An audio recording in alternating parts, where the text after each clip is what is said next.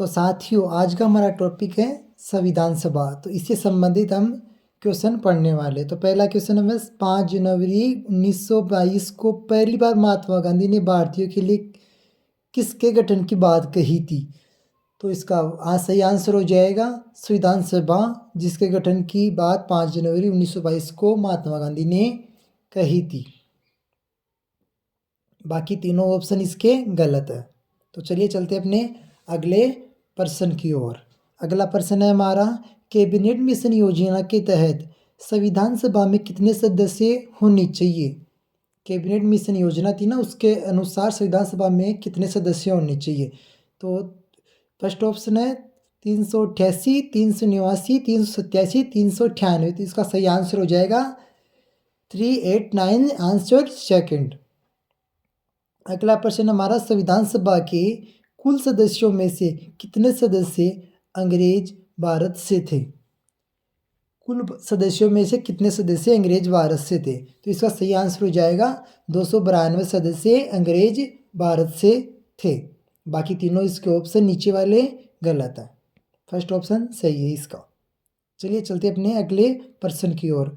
अगला प्रश्न हमारा, संविधान सभा के सदस्यों में से कितने सदस्य चीफ कमिश्नर प्रांतों से थे। ऑप्शन फर्स्ट 4 है, सेकंड ऑप्शन 5 है, थर्ड ऑप्शन 6 है, फोर्थ ऑप्शन हो गया इसके 7। तो इसका सही आंसर हो जाएगा ऑप्शन नंबर फर्स्ट 4, इसका सही आंसर है, जो ब्लू टिक आ गया। चलो चलते अपने अगले प्रश्न की ओर। अगला प्रश्न है हमारा, संविधान सभा ही संसद के रूप में कार्य करेगी, किस अधिनियम के तहत ऐसा हुआ। तो फर्स्ट ऑप्शन है 1919 का मोंटेग्यू जेम्सफोर्ड अधिनियम, 1909 का मार्लो मिंटो अधिनियम, थर्ड ऑप्शन हो गया इसका 1935 का भारत शासन अधिनियम। तो यही इसका सही आंसर है। तो चलिए चलते अपने अगले प्रश्न की ओर। अगला प्रश्न है, integration of the Indian state book किसने लिखी। तो इसका फर्स्ट ऑप्शन है वीपी मेनन, सेकंड ऑप्शन है क्रिस जॉर्डन, थर्ड ऑप्शन है डॉक्टर अंबेडकर, फोर्थ हो गया महात्मा गांधी। तो इसका सही आंसर हो जाएगा वीपी मेनन, जिन्होंने integration of the Indian state book लिखी थी। चलिए चलते अपने अगले प्रश्न की ओर। हैदराबाद का भारत में विलय किया गया ऑपरेशन पोलो के द्वारा, विलय पत्र के द्वारा हुआ था। जम्मू कश्मीर का जन्म संग्रह से हुआ था।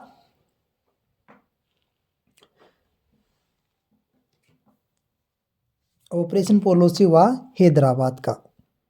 तो इसका सही आंसर हो जाएगा ऑप्शन नंबर 3। तो चलिए चलते अपने अगले प्रश्न के। हैदराबाद का भारत में विलय किया गया था। तो फर्स्ट ऑप्शन हो गया इसका सितंबर 1947, सेकंड ऑप्शन हो गया अगस्त 1947, थर्ड ऑप्शन हो गया 1949 और फोर्थ ऑप्शन हो गया नवंबर 1949। तो इस प्रश्न का सही आंसर हो जाएगा नवंबर 1949। चलिए चलते अपने अगले प्रश्न की ओर। पंडित जवाहरलाल नेहरू ने संविधान सभा में उद्देश्य प्रस्ताव कब रखा। 11 दिसंबर, 12 दिसंबर, 13 दिसंबर या 14 दिसंबर। तो इसका सही आंसर हो जाएगा 13 दिसंबर 1946 को पंडित जवाहरलाल नेहरू ने संविधान सभा में उद्देश्य प्रस्ताव रखा। तो इसका ऑप्शन 3 सही आंसर है। संविधान सभा की पहली बैठक के अस्थायी अध्यक्ष कौन थे। डॉक्टर सच्चिदानंद सिन्हा, डॉक्टर राजेंद्र प्रसाद, पंडित जवाहरलाल नेहरू और जेपी कृपलानी।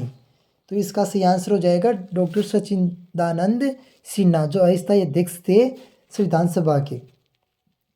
ऑप्शन फर्स्ट इसका सही आंसर है। तो चलिए चलते अपने अगले प्रश्न की ओर। अगला प्रश्न है हमारा, संविधान सभा की पहली बैठक कब हुई। 9 दिसंबर, 8 दिसंबर 1946, 9 दिसंबर 1945 या फिर 8 दिसंबर 1945। तो इस प्रश्न का सही आंसर होगा 9 दिसंबर 1946, फर्स्ट ऑप्शन सही आंसर है, जिसमें संविधान सभा की पहली बैठक हुई थी। देशी भारत से सदस्य थे निर्वाचित, मनोनीत, निर्वाचित और मनोनीत कोई भी नहीं। दोस्तों साथियों, निर्वाचित सदस्य थे अंग्रेज भारत से, देशी भारत से थे सदस्य मनोनीत। तो इसका सही आंसर हो जाएगा ऑप्शन नंबर 2, सेकंड आंसर इसका सही है। निर्वाचित और मनोनीत दोनों थे संविधान सभा में सदस्य। अगला प्रश्न है हमारा, अंग्रेज भारत से सदस्य थे, निर्वाचित सदस्य थे अंग्रेज भारत से। तो option second, option third and option four, ये तीनों ऑप्शन गलत है। ऑप्शन फर्स्ट इसका सही आंसर है, निर्वाचित सदस्य अंग्रेज भारत से थे। अगला प्रश्न है हमारा,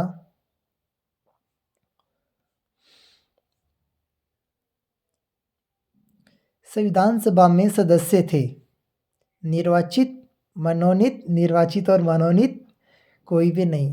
तो निर्वाचित तो थे अंग्रेज भारत से, मनोनीत थे देसी भारत से, और सब पूरी संविधान सभा में निर्वाचित और मनोनीत दोनों प्रकार के सदस्य थे। तो इसका सही आंसर हो जाएगा आंसर ऑप्शन नंबर 3, निर्वाचित और मनोनीत।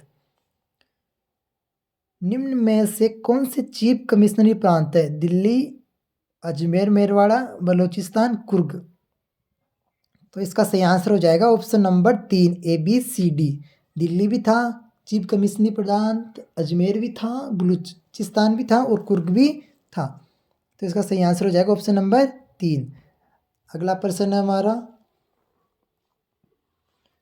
किसकी अध्यक्षता में प्रारूप समिति, पांडुलेखन समिति का गठन किया गया? Doctor Ambedkar, BN Rao, doctor Sachchidananda Sinha, doctor Rajendra Prasad. तो इसका सही आंसर हो जाएगा डॉक्टर भीमराव अंबेडकर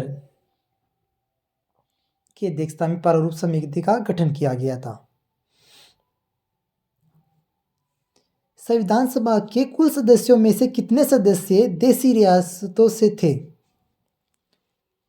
संविधान सभा के कुल सदस्यों में से कितने सदस्य देसी रियासतों से थे? 93, 95, 96 और 97। तो इसका सही आंसर हो जाएगा 93। First option is correct. अब चलते हैं अपने अगले प्रश्न की ओर। अगला प्रश्न है हमारा, संविधान सभा के कुल सदस्यों में से कितने सदस्य ब्रिटिश भारत से थे, जिसमें अंग्रेज भारत और चीफ कमिश्नरी भारत दोनों आ गए? तो 292 तो थे अंग्रेज भारत, 4 हो गए चीफ कमिश्नरी प्रांत। तो इसका सही आंसर हो गया 296। चलते अपने अगले प्रश्न की ओर। अगला प्रश्न है हमारा, 15 अगस्त 1947 को भारत के पहले विधि मंत्री कौन बने? 15 अगस्त 1947 को भारत के पहले विधि मंत्री कौन बने? Doctor Ambedkar, BN Rao, doctor Sachchidananda Sinha और डॉक्टर राजेंद्र प्रसाद। इसका सही आंसर हो जाएगा डॉक्टर अंबेडकर, जो कि पहले विधि मंत्री बने थे 15 अगस्त 1947 को।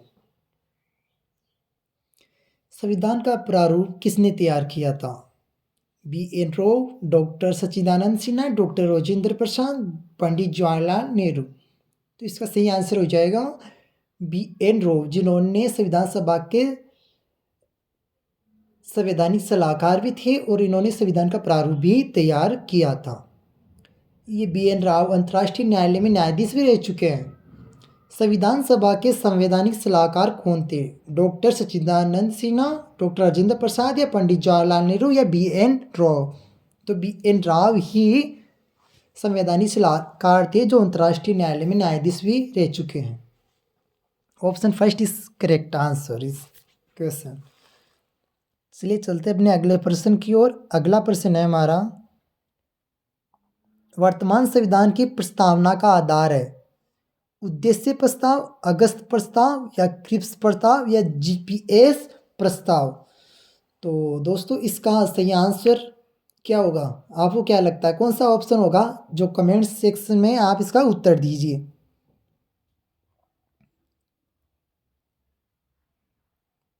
चलो चलते अपने अगले प्रश्न की ओर। उद्देश्य प्रस्ताव कब स्वीकार किया गया था? 22 जनवरी 1947, 23 जनवरी 1947, 24 जनवरी 1947 या फिर 22 जनवरी 1948? तो इसका सही आंसर हो जाएगा 22 जनवरी 1947 को उद्देश्य प्रस्ताव रखा गया था, स्वीकार किया गया था।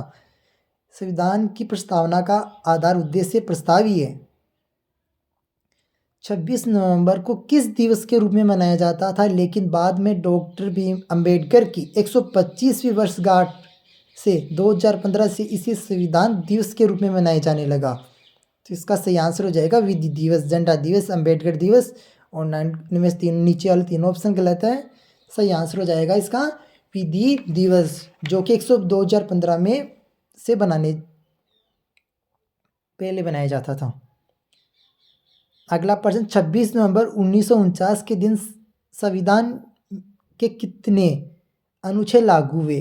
तो 15, 16, 17, 18, चारों ऑप्शन हो गए इसके। तो इसका सही आंसर हो जाएगा ऑप्शन नंबर 2, 16 अनुच्छेद लागू हुए थे।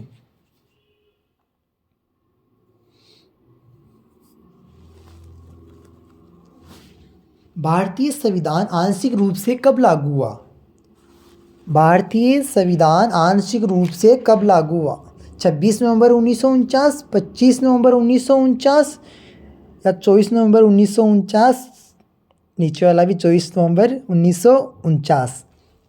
तो इसका सही आंसर हो जाएगा ऑप्शन फर्स्ट, संविधान आंशिक रूप से लागू हुआ। अगला प्रश्न हमारा, संविधान सभा के सदस्य पंडित गोविंद मालवीय के सुझाव पर इसे झंडा दिवस किस दिन को झंडा दिवस और तिरंगा दिवस के रूप में बनाए जाने लगा?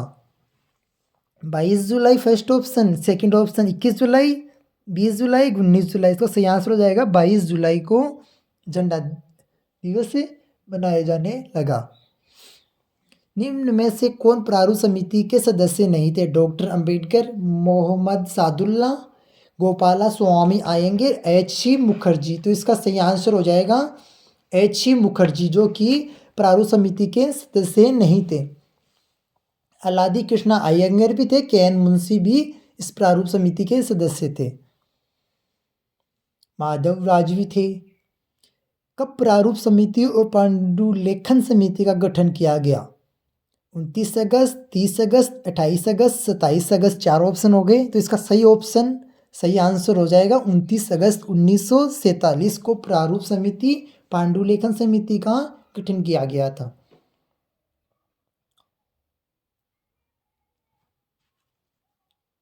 अगला प्रश्न है, राष्ट्रीय ध्वज तिरंगा कब स्वीकार किया गया? तो इसका सही आंसर हो जाएगा 22 जुलाई 1947 को राष्ट्रीय ध्वज तिरंगा स्वीकार किया गया था।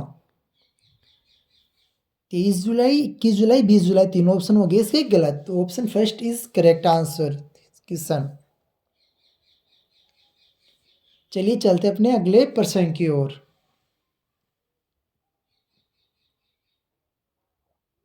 संविधान सभा के कुल कितने अधिवेशन संपन्न हुए? 11 first option, 12 second option, third option, 13 और 14 हो गया इसका फोर्थ ऑप्शन। तो इसका सही आंसर हो जाएगा 12। संविधान सभा के कुल 12 अधिवेशन हुए थे। अगला प्रश्न है हमारा, 12 is correct answer, second option. Technology advance हो गई थोड़ी फिलहाल। भारतीय संविधान पूर्ण रूप से कब लागू हुआ? 24 जनवरी 1950, 26 जनवरी 1950। सेकंड ऑप्शन 26 जनवरी 1950 इसका सही आंसर है। इस दिन भारतीय संविधान पूर्ण रूप से लागू हुआ था।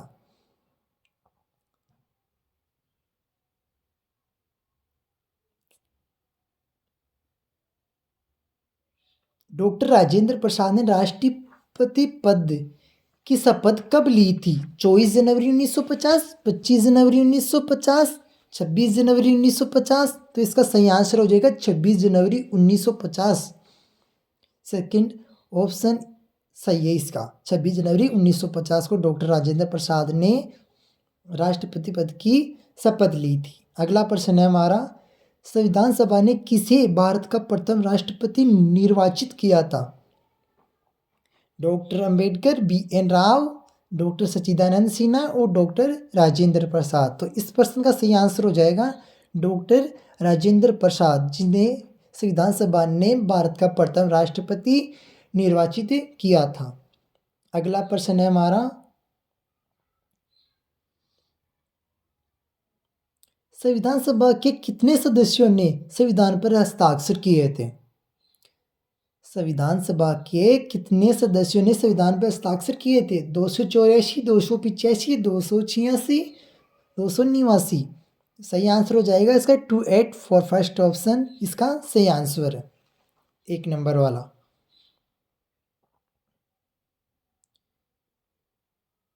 चलिए चलते हैं अपने अगले प्रश्न की ओर। अगला प्रश्न है हमारा, संविधान सभा की अंतिम बैठक कब हुई थी? संविधान सभा की अंतिम बैठक कब हुई थी? 24 जनवरी, 26 जनवरी, 24 जनवरी 1949, 26 जनवरी 1949। तो इसका सही आंसर हो जाएगा ऑप्शन फर्स्ट, 24 जनवरी 1950 को संविधान सभा की अंतिम बैठक हुई थी। इस दिन 2 कार्य किए गए थे। पंडित जवाहरलाल नेहरू हस्ताक्षर करने वाले पहले व्यक्ति थे इसमें। के.वी. राव ने किसे भारतीय संविधान का जनक व जननी की संज्ञा दी थी? Winston Churchill, Lord Simon, doctor Ambedkar, Granville Austin.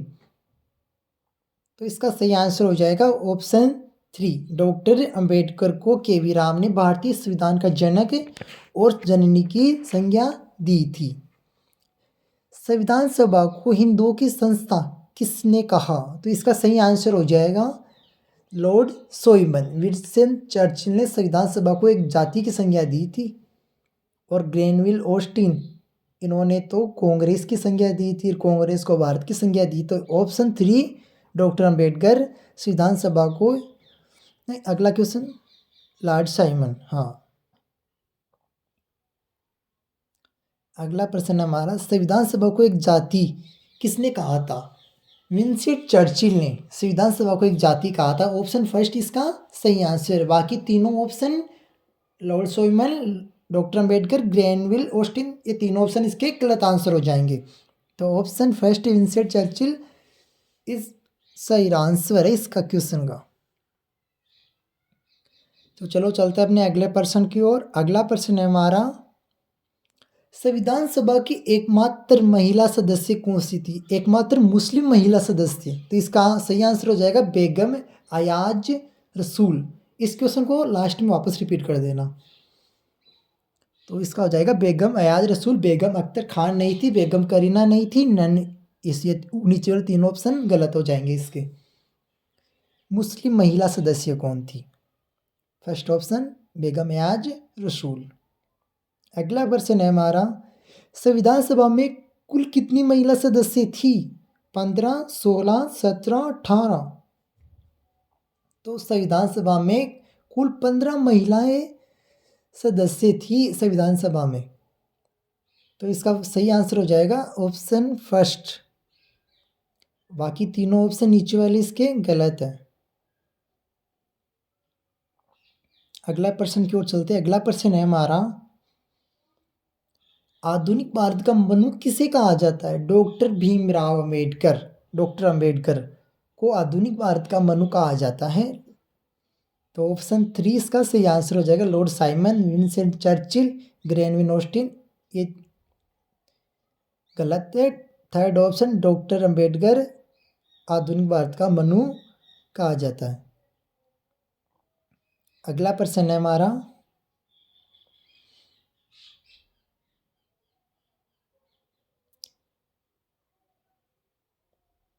ये बुक किसने किसने संविधान सभा को कांग्रेस और कांग्रेस की भारत की संज्ञा दी थी इस बुक में? तो इसका सही आंसर हो जाएगा ग्रैनविल ऑस्टिन ने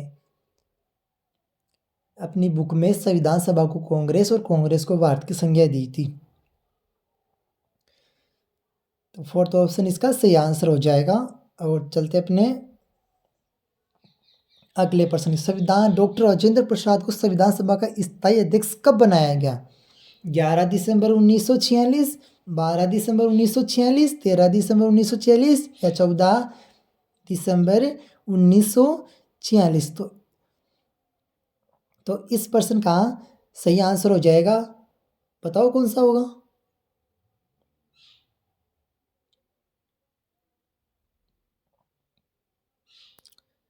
तो दोस्तों साथियों, आज की हमारी क्लास यहीं पे समाप्त होती है। जो पहले क्वेश्चन गलत हुआ था वो ये है क्वेश्चन। तो दोस्तों अब आप यूट्यूब पे क्लास ले ली, अब आप इंस्टाग्राम पे जाओ, वहाँ पे इन्हीं क्वेश्चनों के आंसर कमेंट बॉक्स में दो। वीडियो को लाइक सब्सक्राइब करो ताकि आपको अगली वीडियो के नोटिफिकेशन जल्दी मिल